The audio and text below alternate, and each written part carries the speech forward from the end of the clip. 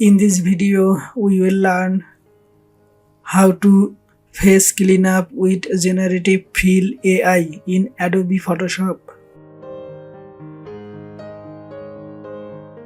Go to the toolbar.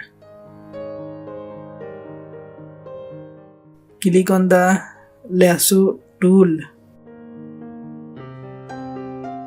Now we will select the painting part of the face.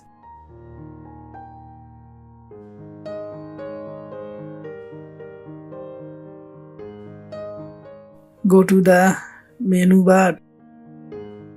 Click on the window. Click on the contextual text bar. Click on Generative Fill. No need to write any text here. Click on the Generate button. Wait few times here.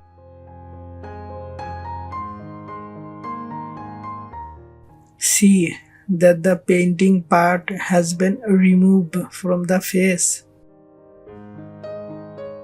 Similarly, we will remove the rest of the paint from the face.